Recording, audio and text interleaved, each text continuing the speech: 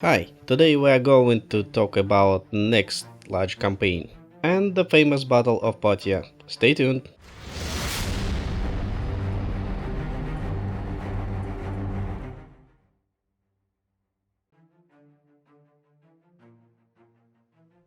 Well, let me remind you that at September 1355, Prince Edward, the Black Prince, landed in Bordeaux with an army of about 1,000 horsemen, 1,700 archers, and several hundred Welsh spearmen. With the help of Earls of Warwick, Suffolk, Salisbury, he led the only English army that landed in France to teach the French a lesson for the failure of peace negotiations. Gascon troops joined the English in Bordeaux. The prince ordered the horses to be unharnessed, gave the soldiers time to recover from seasickness, and set off in a chevauchée along Armagnac and Languedoc. He burned, killed, robbed, destroyed everything in the path, and by November reached the Gulf of Lions, having overcome 3,000 miles from coast to coast. At the same time, he bypassed the fortified cities and castles. The prince was attracted to Toulouse. Nevertheless, he bypassed it. He failed to take Carcassonne Castle, but nevertheless sacked the lower city, then went to Narbonne, where he came under fire from French trebuchets. Convinced that the garrison was strong enough, Edward prudently withdrew, burning the suburbs along the way. The moment has come to return to friendly territory. The evenings were getting shorter, the water was rising from the rivers, the horses were tired of frenzied running and inappropriate food. The French troops were also on the march, as were robbers who attacked the convoys with the goods looted that month. Before getting to Aquitaine, it was necessary to cross many rivers swollen from the rain. The French destroyed the bridges, thinking that Ariège and Garonne could not be overcome on horseback, but the English nevertheless managed to cope and moved west. Soon the French troops pursuing them remained at the distance of a day's march. In the evening the English saw fires lit from the enemy camp. The overflowing rivers also hindered the French. Besides, discord began between the commanders. They argued, not knowing what to do next. On November 28, 1355, the Black Prince and the army crossed the border of Aquitaine. In the winter of 1355 and 1356 and the spring of 1356, the Black Prince strengthened his position in Aquitaine and prepared for new chevauchée. He did not undertake major operations, but carried out constant, albeit limited raids on the French territory. The purpose of these sorties was to reconquest the English possessions. By the spring of 1356, the English captured 30 city castles and placed their garrisons in them. A request was sent to England. Reinforcements were required. Sir Richard Stafford was ordered to send 300 horse archers, 200 people were requested from Cheshire, and the rest from any counties, if they only can be found.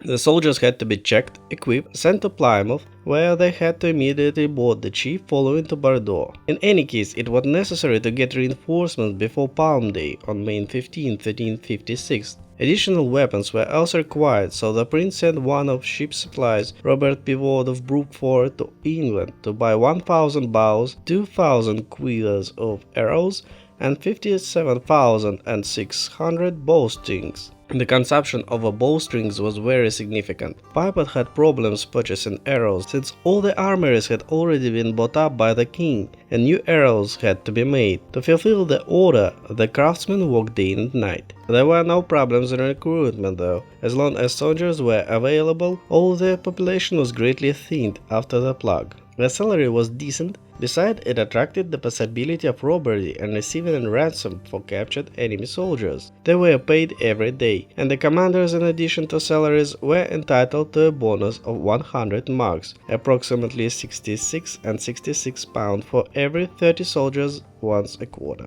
The commanders, in whose subordinations were 100 people, in short time could earn very good money, and this is not counting the share in the booty and ransom for the prisoners.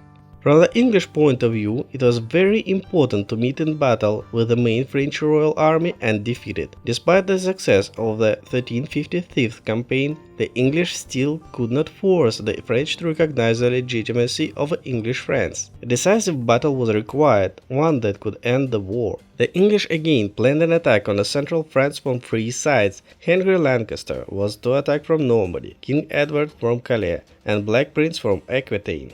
The prince was to move north and go to Paris. We have no written evidence, but most likely the prince had to join Lancaster armies somewhere near the Loire River.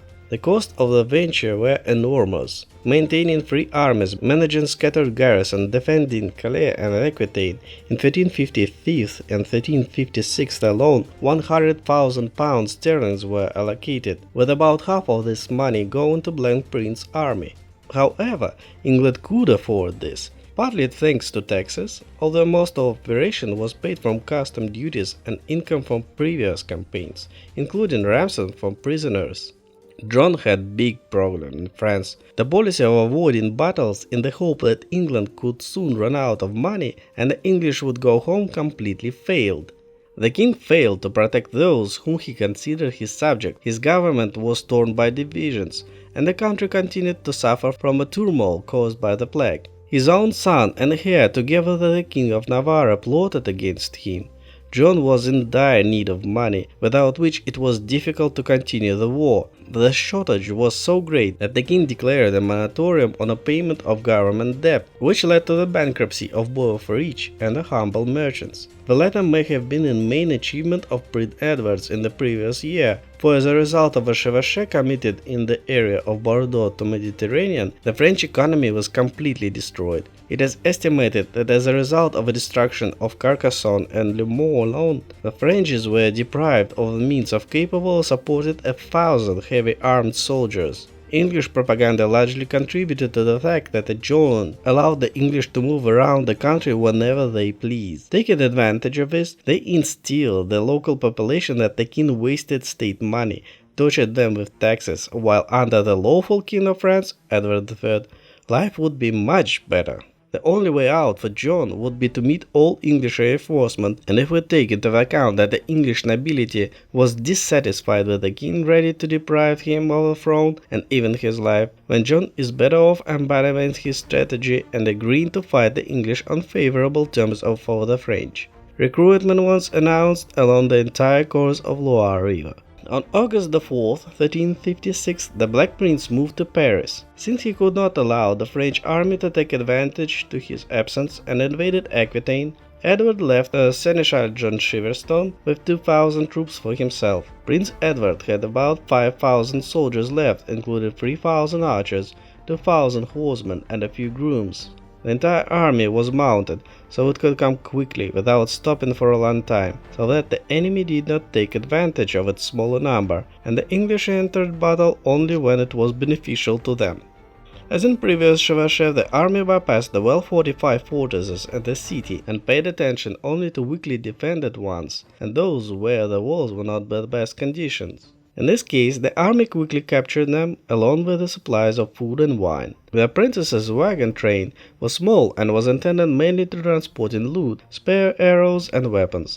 The army had to live on what it got along the way. Until the end of August, the prince's army covered a distance of about 10 miles per day. When they got to Vierzon, on the Cher River, they found the town abandoned. As always, the army engaged in looting and arson, and a detachment under the command of St. James Eardley and St. James Chandos drove to Aubigny, 25 miles northeast of Vierzon, where they did the same.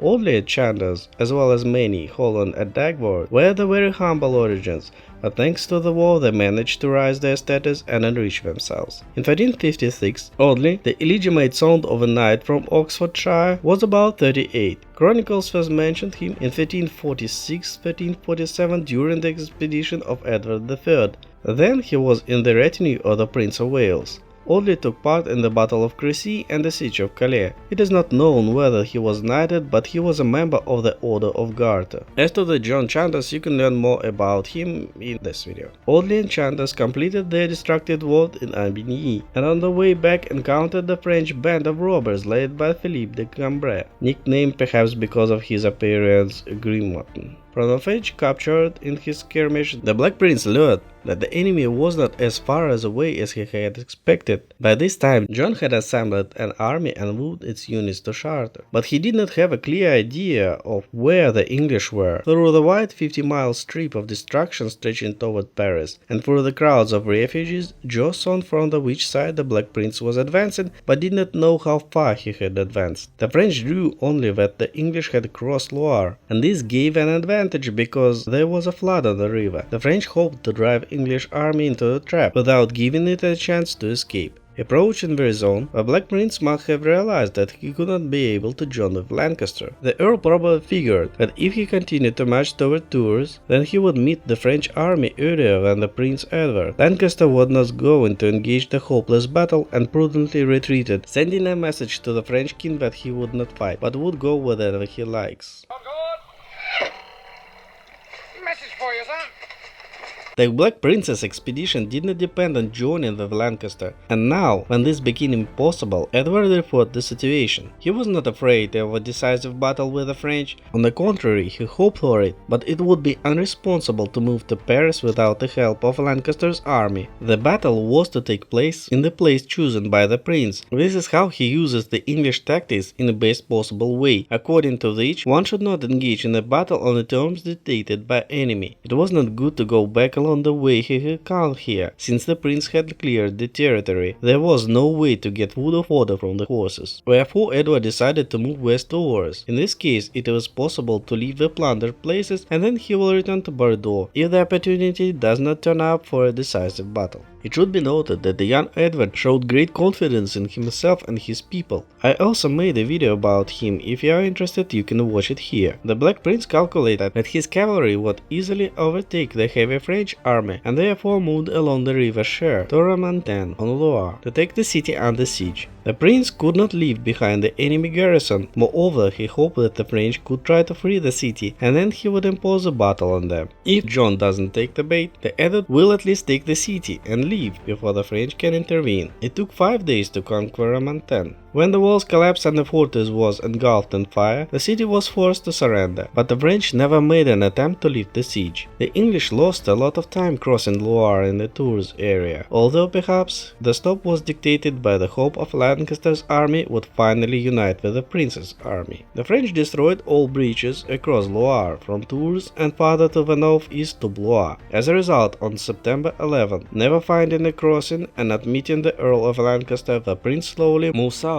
to English base of Bordeaux. Whether he was too confident in himself or wanted to force the French to follow him is unknown. In fact, the French army was much closer than both of Black Prince himself and John had fought. When the English got to Châtellerault and the French to Lae, now Descartes, they were already taken parallel to each other. Both commanders wanted battle. The Black Prince was about to strike a decisive blow, because, as Chronicle Le Baker put it, he wanted battle for the peace that usually follows. And John was eager to start the battle because he could not calm the people down further. The French moved faster than everyone expected of them, and on September 15 they reached the east bank of the Vienne River and Chevigny. From there, the French intended to march west toward Poitiers to cut off the French from Bordeaux. The French finally decided to give a battle, and the prince was ready to satisfy their desire. The English train with the loot withdrew to the west, so as not to intervene with the advance of the army. On September 17th, strong English patrols commanded by Gascon knights de Brécourt and Gistel launched the first attacks on the French rear guards, which gave the English an advantage. The scouts of both armies also briefly clashed. The English tried to intercept the French crossing Vienne, but they were late.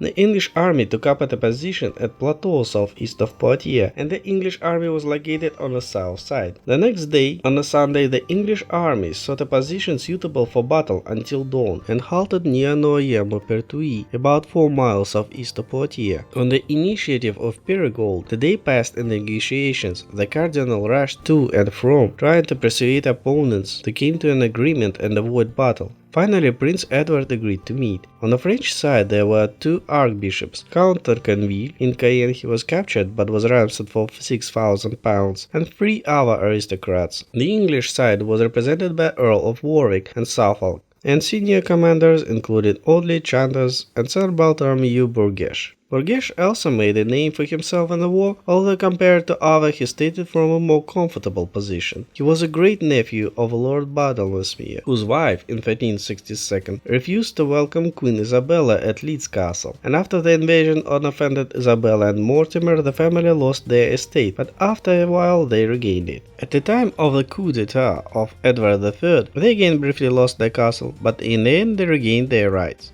Burger's father, third Lord Burger, made a lot of money in a relative honest way. Nevertheless, his son, being a first-class soldier, achieved his position himself. He took part in the most of the battles of Edward III and the Black Prince, and became one of the first knights of the Order of Garter. It is difficult to say what each side was counting on when agreeing to the negotiations. It is also unclear where they wanted to come to a peace agreement. It was about the prisoners who were in the hands of English. The French demanded their return, and the English insisted that any agreements must be ratified by the king. None of the conditions was acceptable, and when the French said that the issue could be resolved with the help of a knightly duel, 100 men on each side, Earl of Warwick refused, saying that only a battle between the two armies should decide the matter. Even if the French can be trusted and they will keep their words, English did not want to lose the advantage. They knew that their tactics, the use of archers and dismounted horsemen who entered into a single combat, would bring success, and in a knightly duel they could suffer defeat. John was still inclined to compromise, but gave in to the rhetoric of two men, William Douglas and Bishop Chalon. In the French army, Douglas commanded a detachment of 200 Scots. It is not known exactly who this Douglas was. The Scots unfortunately have only a few surnames, and they use only a few Christian names. At any rate, it was not William Douglas Lord Liddesdale who was still languishing in the Tower. This Douglas really fought the English. Now he instilled in the John that the Black Prince could not be trusted. He could agree to anything, but he himself would still plunder the French lands, and it was better to deal with him immediately and not wait until he had favorable conditions. The bishop spoke of the shame and disgrace that the English forays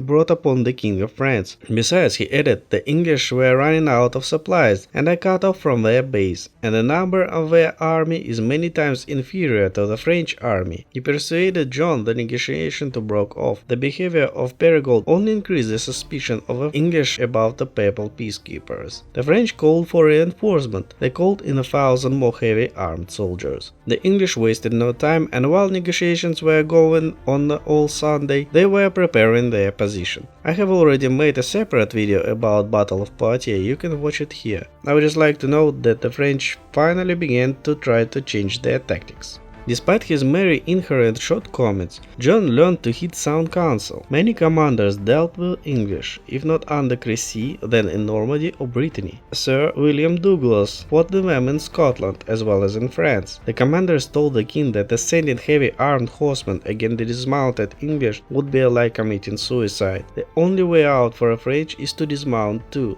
They knew firsthand about the accuracy of the English archers, wherefore it was necessary to send cavalry to them. Only they had to first put armor on the horsemen and the horses, so they would not be hit by the arrows. Taking this wise advice, John ordered the 500 knights to properly prepare their horses. They obeyed and completely covered the bodies of the animals, including the head and neck. This slowed down their movements, but in this form they at least could reach the hated archers. As you know, French lost the battle miserably. The King of France was captured, although Dauphin managed to escape.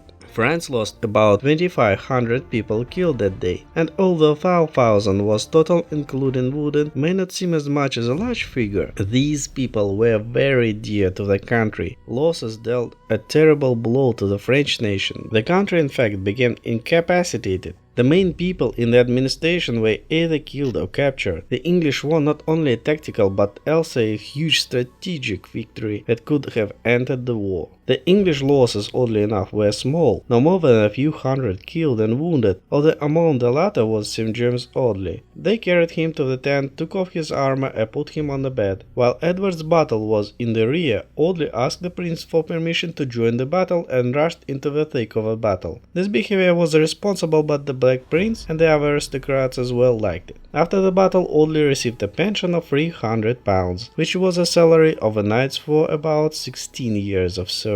The capture of John was of course a tremendous achievement. There was a lot of debate about who exactly captured him, since such a person should have been well rewarded. It seems that John, realizing that the game was over, looked around looking for a Black Prince, since it was him the king had to surrender. Edward was not around, and John seems to have surrendered to the French traitorous knight. The Earl of Warwick put an end of unworthy disputes about who exactly took the king prisoner. He called the prisoner after him and took him to the prince. Well, that's it for today. Thank you very much again for the watching and listening. Like it if you do, subscribe if you don't want to miss more. Thank you very much. Bye bye.